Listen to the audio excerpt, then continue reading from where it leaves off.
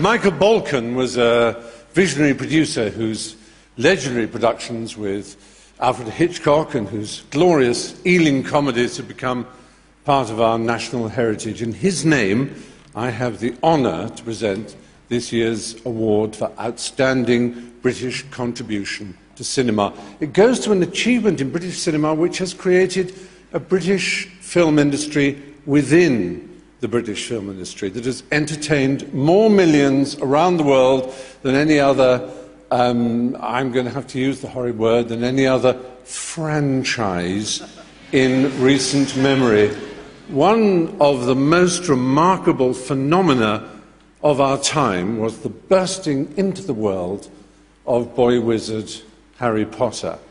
In the pages of J.K. Rowling's 7 novels, the Harry Potter cycle became the most successful literary series of our time, perhaps of all time.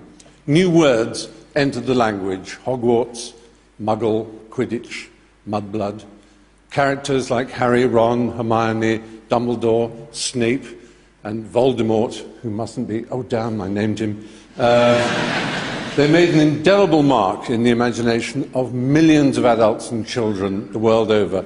Could such an unprecedented and astounding phenomenon ever be translated to the screen? Well, with a total of 28 BAFTA nominations and the final instalment still to come, the Harry Potter series has shown British filmmaking in its very best light. Dramatically dazzling, technically breathtaking, internationally record-breaking. At the heart of the film's appeal is the fact that no matter how much money they make, and believe me, it is a shed load, the Harry Potter movies all seem to have been crafted with an attention to detail and a love which bespeaks genuine care and affection.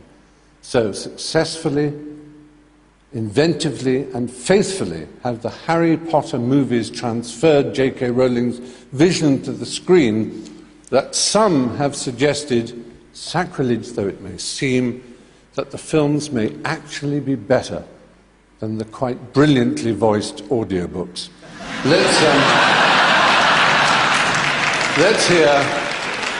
Let's hear from some of the people who helped make the on-screen magic happen.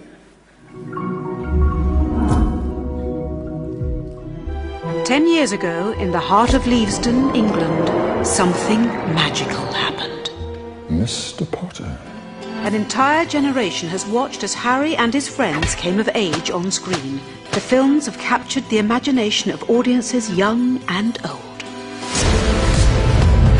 It's the sort of thing that only happens every few generations.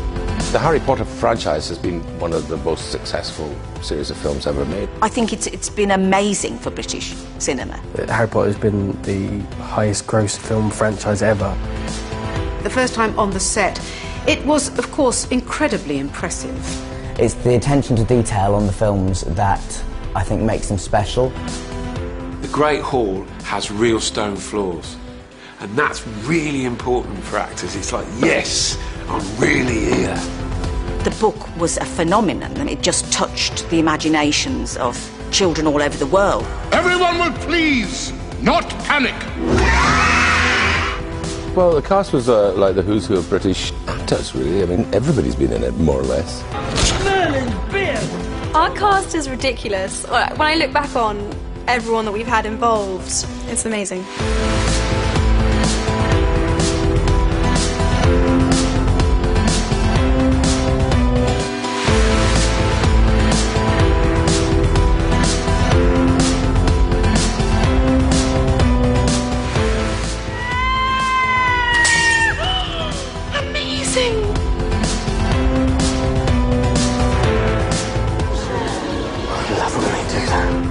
The amount of foreign currency that comes in from a really successful British film is absolutely staggering. It really is. We're talking about billions of pounds from China, from France, from India, from all over the world. I mean, it's created thousands of jobs for people, fabulous jobs. And I think it's been remarkable that we managed to make it here, and that we could draw on all the talent that we have behind the camera and in front of the camera, and that hopefully it will encourage filmmakers in the future to go, we can do this. Huge, vast project, we can do it.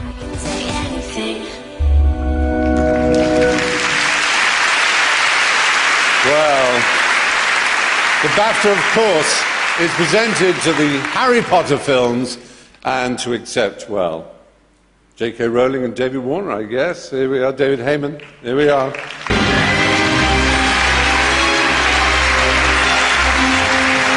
Rupert Grint and Emma Watson. Hey.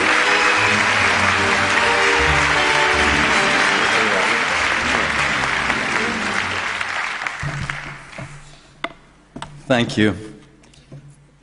On behalf of the over 6,000 people who worked on each of the films, I'd like to say a huge thank you to BAFTA for this great honor. Over the past decade... Oh, here come the directors and producer, David Barron. Sorry, come on up.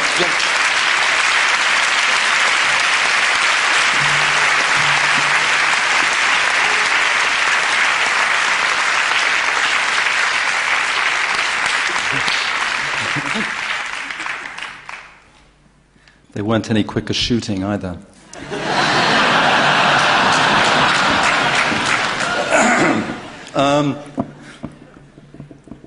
It's over the past decade, we've had the privilege of working with some of the finest people working today in an atmosphere filled with pride, but with no ego. Working on glorious fiction created by Joe Rowling. Thank you.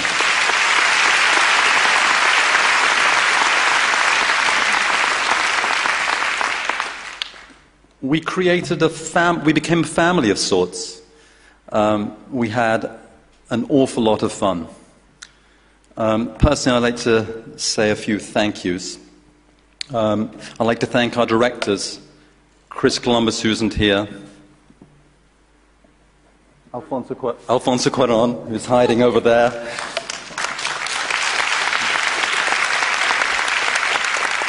Mike Newell, David Yates, producer David Barron, our screenwriters Steve Clovis and Michael Goldenberg.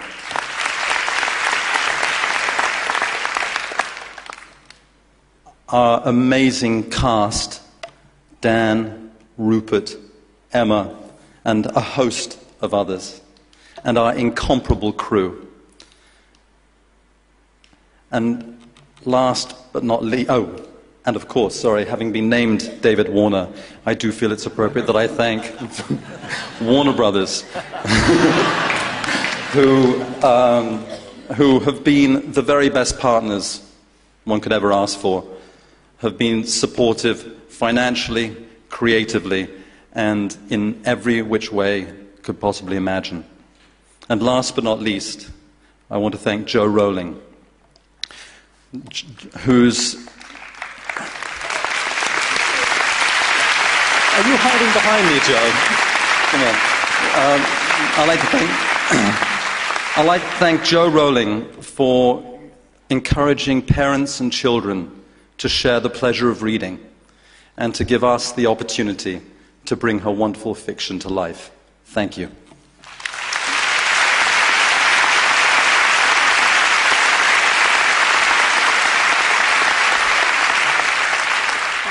It's very strange to look back after 7 films and remember how wary I was of letting anyone put Harry on the big screen.